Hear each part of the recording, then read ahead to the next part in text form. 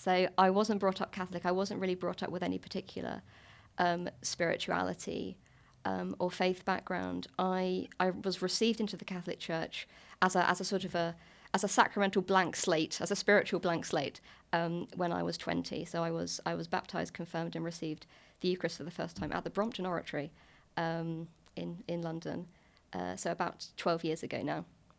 And my journey from sort of nothing to the Catholic faith, again, I think it's fairly typical for a lot of people who take that particular path, in that when you grow up in a culture where in theory everything is up for grabs, and in theory this is meant to be very liberating, and in theory you can invent yourself from scratch, you actually, I did anyway, interpreted this and experienced this as a great burden, like as a great spiritual and psychological burden.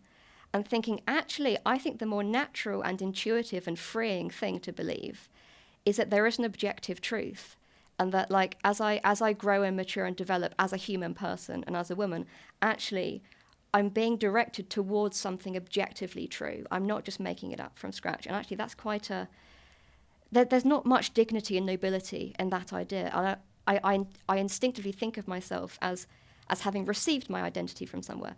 I wonder what different sort of beliefs, religious traditions out there kind of fit with that intuition that I've got.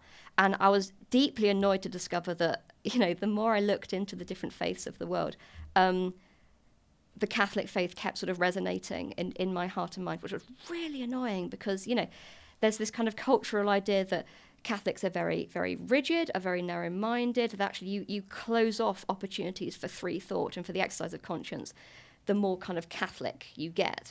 So to be constantly proved wrong about that, the more I looked into the Catholic faith, was very frustrating and annoying. And I think for me, the clincher, and again, I don't think I'm particularly unusual in this, was that when I discovered the Catholic community, so the idea that this is an actual community of real people worshipping and living together, and that's the place where all of the intellectual stuff makes sense. Not just my head in the abstract, but actually in this community of worship and living together. That's where this stuff makes sense. That helped a lot of things click into place. Like for a lot of people like my age, I did go through a stage of like the new atheism. Right. So yeah. So I was very into like Dawkins, Dennett, Hitchens. Ayaan Hirsi Ali was a big one for me. She's actually since become a Christian, so, I did it first, just saying. But they were really big for me. And I felt like, maybe I found that real sense of purpose and of intellectual grandeur and coherence in the new atheists. And then I kind of tried to make that work for a bit, and it just wasn't hitting home for me. And actually, Ayaan Hirsi Ali was a big one for me. She identifies as a feminist, and she saw that her deconversion from fundamentalist Islam as a huge step in her discovering her dignity as a woman. And her big thing is, having a coherent atheist view of, or it was anyway, having a coherent atheist view of morality. And I read an essay of hers when I was a teenager where she talks about, we need to have a coherent atheist view of morality. And I'm going to present this to you in this essay. And I was like, brilliant, finally, I'm going to get what I want. And I'm paraphrasing slightly, but I got to the end of this essay, which I think is in a big anthology edited by Christopher Hitchens. And it gets to the end, and she just says, we can just invent our own morality. We can just invent our own. We can just create what feels right to us and live by that. And I just felt so let down, as a teenager searching for truth, reading that. And that really started to kind of, as in a sense, kind of like deconvert me from the new atheism. This sense of actually the dignity of the human person is found in the pursuit of an objective truth, and not in total self-creation and self-invention, which is actually a form of self-deception.